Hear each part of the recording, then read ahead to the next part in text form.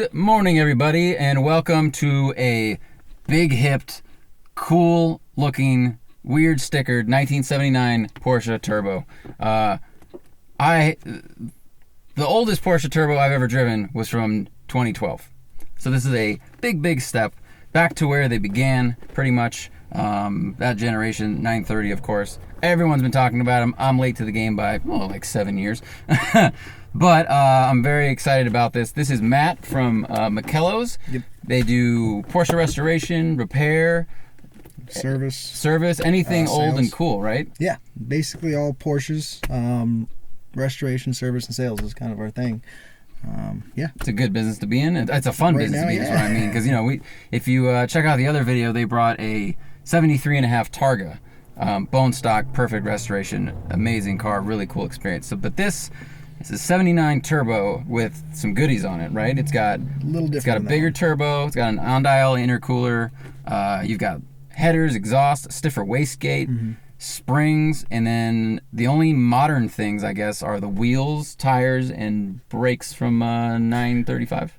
No, the wheels, the brakes are just stock. But the wheels and tires are, that's the new things. Okay, so that's. I'm glad the tires are modern. The 930 brakes were a pretty good setup in the first place. Okay, Patrick's lying. Man, he does that. Okay. Well, I'm very excited about this because obviously this car is quite the legend.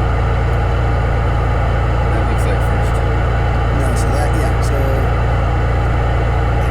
this is straight up. Straight up aimed at the left eyeball is what the kind of thing. As long as you don't like push into the spring or the reverse, Okay, I'm gonna really try not to do that.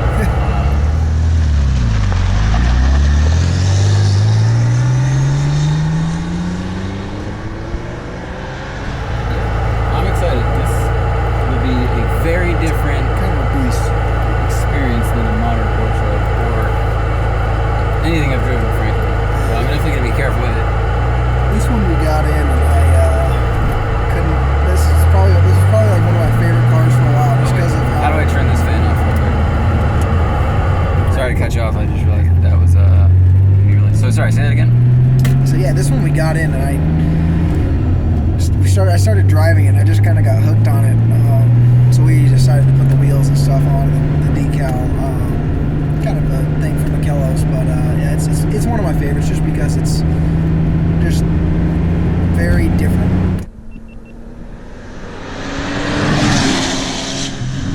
It looks. These cars have very muscly shape. Like I'm not, that's not some brilliant stepping out of the norm statement there. Well, what I thought was fascinating about this is, quick specs for everybody. It's like 3,000 pounds from the factory. They were 287, 290 horsepower. Very expensive when they came out. They were $37,000 roughly in 79 money, which is like 120 grand today, which is still a bargain for a new turbo. But what I thought was hilarious is the wheelbase is the same as a Miata, as a first-gen Miata. It's 89 inches. And when you think that this car especially, this has a bunch of mods on the engine, so it's got 400 maybe plus horsepower. So 2.5 times the power of a Miata. All the weight moved to the back, but same wheelbase. It's very weird.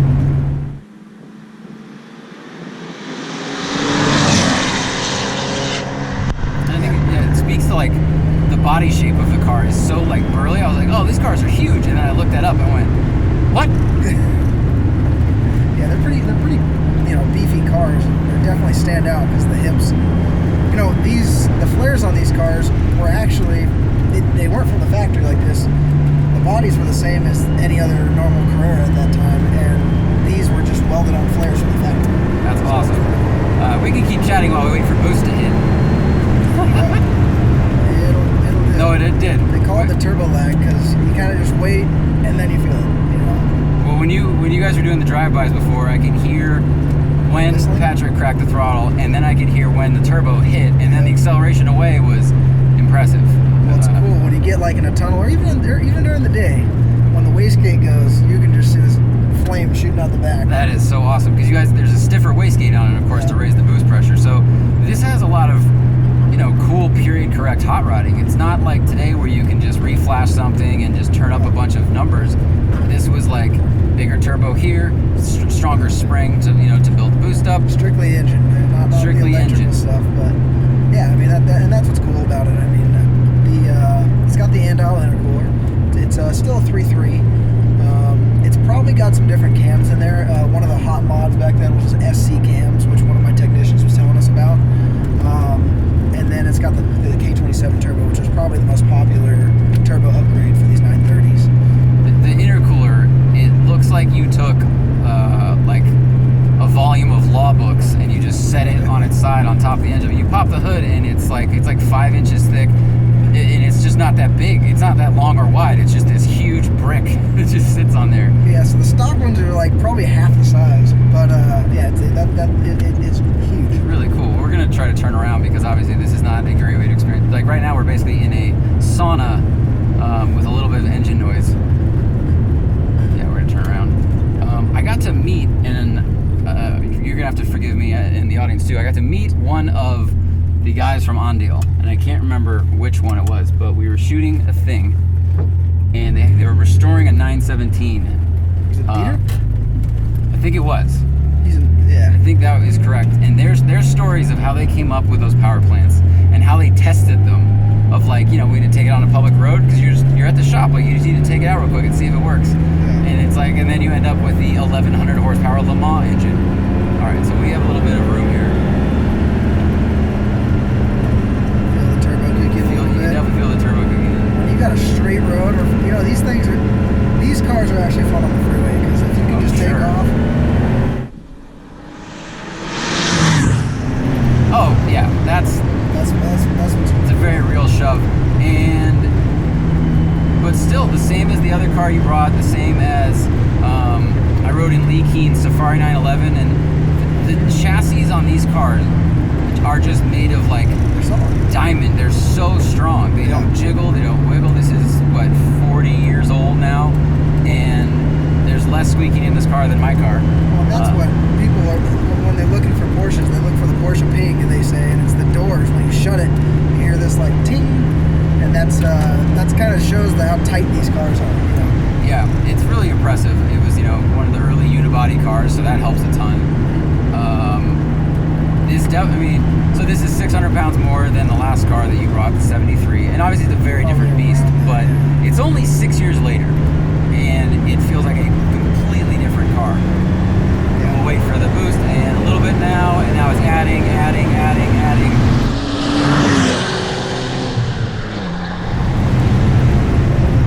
Brakes are very strong. It bites up top, and it's got a lot of feedback in the pedal.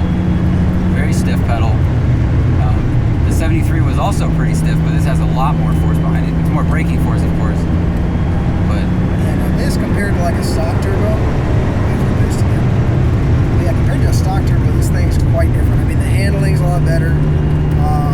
What improved the handling so much over the stock turbo? Just like it's got bigger sway bars under it. Okay. And, it's been lowered a little bit. It's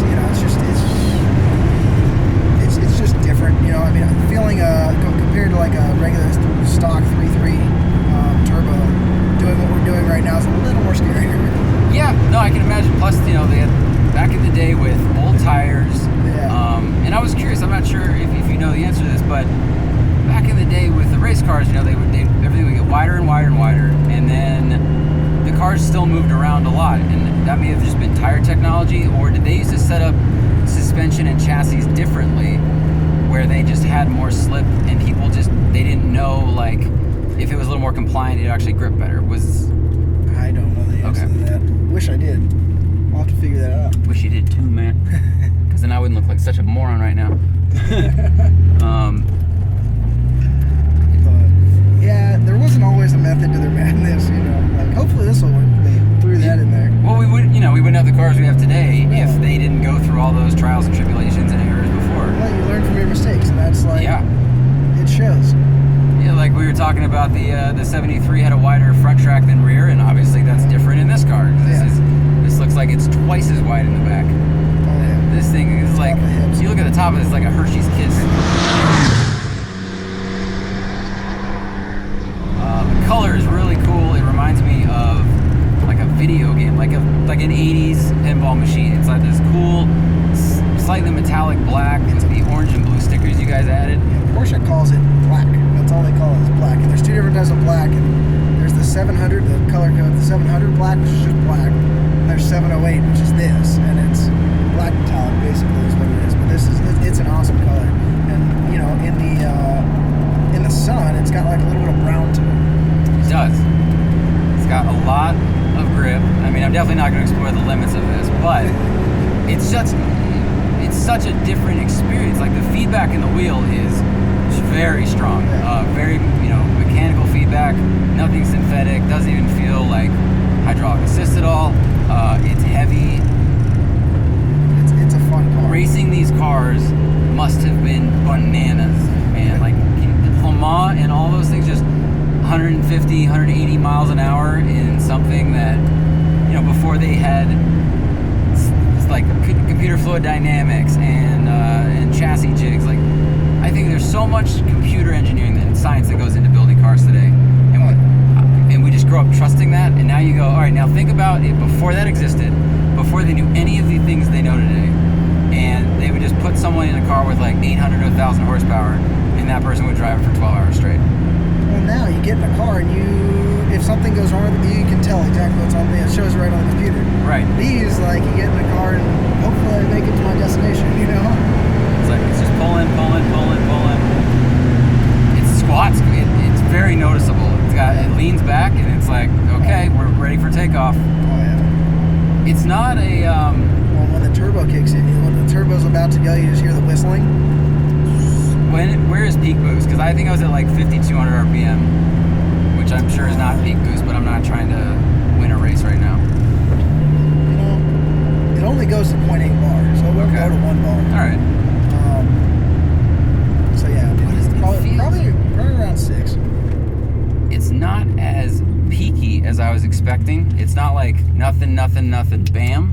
It still builds progressively, but it's like a linear, like the growth or the what am I trying to say here? The addition of power is just linear. It's like here's a little more, and it just keeps going. But it's like a pretty smooth surge, and it squats more than I expected, so it kind of soaks up some of that go. So in this car, like I said, we believe that there's different cams in this car just because you drive a stock turbo and it's like super slow off the start, and so this one, like you're saying, like it does build more on this car. On stock turbos, it's just like you're thrown back in your seat. Okay, it's a lot different. This seems to have a pretty smooth power band, man. I'm gonna wait for that truck to get a little more room. Oh yeah. No, this is actually one of the easiest cars we have to drive, which is funny because it's like it's just like you can get in some of the other cars and like you really got to fill them out. You can throw any of this and they can drive it. I mean, it's scary because not everyone knows about the turbo, but knows about the turbo lag. Right. Yeah, and not maybe they don't know about like what were these known for again? Like the guys taking out for the first time are like, oh, they were known as the Widowmaker, sir. As they're about to go around a turn real fast. Exactly. What is this weird little phone keypad down here? That's the alarm system. Okay. So what does it say? Becker. That's Becker? Yeah. Okay. Named after a terrible TV show. So, but yeah, that's the alarm system, and they're always terrible. So, as Porsches got more and more expensive and have become this like just cult icon, I think it's really accelerated in the last 5 years. I became a little bit of the I liked it before everybody liked it thing, and it's not that I was really into Porsches. It was just that it got so popular I almost got turned off by it because I'm a contrarian ass, frankly. But I can understand that this is a very unique driving experience. And I've driven a lot of like old muscle cars. I haven't driven many old exotics, but I can tell this is very different from the Countachs I've filmed. So you're buying a driving experience. That's kind of what life is about: is seeking out unique experiences and then continuing to go to the ones you like. And there's probably nothing on the planet that feels quite like this. Well, and that's you get in these cars, and that's exactly what it is. You start understanding why everyone else loves them. And that's why Porsche's probably got the biggest following out there right now. Yeah. Oh, absolutely. And it's because of this. People are starting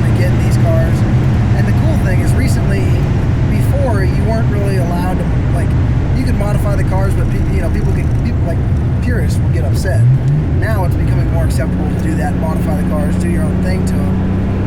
And it's cool. And that's kind of helping build the old Porsche, names. I totally agree that there's, the Lamborghini crowd, well, they modify stuff now, but the older exotics, it was always a numbers matching thing. You find a Ferrari parade in there, it's like, yeah, there's 48 red 355s, which a car I love, but you don't need to see more than one of them in one place. And they were purists. The whole thing with Ferrari was like, don't put miles on it, don't break it. This is basically brand new, but not as expensive as brand new. And Porsche, for maybe it was because they weren't, the crowd that gravitated towards them wasn't like that, or maybe they just weren't investment vehicles yet, so everyone's like, well, I can play with this, I can put different parts on it. Was that it? No, Porsche definitely has that crowd too. I would be a purist too. Like I love, matching numbers cars. I don't change, but cars that, the engine's been swapped on them before anyways, like you might as well do what you want to do to it. But yeah, you'll definitely find the crowd basically who say don't do this, don't do that in the Porsche realm also. But I mean, I like both. And I've gotten to the point where the cool thing about doing the hot rods or outlaws with the Porsches is kind of what they call them, is that it's a car that you can drive. You get these old, all original cars, and no one wants to drive them because they're so nice, so pristine. But you build your own thing, you repaint it. It's not original. You can still, if something happens to it, you can do it again. You know what I mean? Yeah. So that's kind of what this kind of brings is it's bringing the driver back into the old Porsches with the outlaw cars, which I like a lot. It's really cool. It's like cool. You can make it yours. You don't get knocked for driving it and putting miles on it. You get respected for it. And the cars, like, at least the chassis of them hold up really well. You're gonna have to do maintenance on the engine like anything else. There's some like finicky parts, but I think the fact that people put lots of miles on the chassis and the community, or part of the community, encourages it is really, really cool. Oh, yeah. There's not enough of that in the car world, and especially it seems like investment of automobiles has gotten more popular with the internet. It's easier to buy and sell cars, and people know what things are worth, so people are less inclined to put miles on something cool because, like, what if I lose money on it? You're like, you're gonna die one day, Like, enjoy it. Are you gonna be laying there going, I'm so glad I made 10 grand on that M2 I didn't drive? No, enjoy it. That's what the experience is about. Thank you so much for bringing these up. Of course. It's a warm day. Thanks for making the trip. If you guys check out the cars that Michello's has, they have some really nice stuff. This is a really rowdy looking cool thing. It is. It's got like a presence when it rolls in the parking lot. It's really rad, man. Thank you very much. Thank you guys for watching. Follow us on all the usual social medias, and listen to the podcast. Check it out on YouTube if you want to check that out. And we will see you later.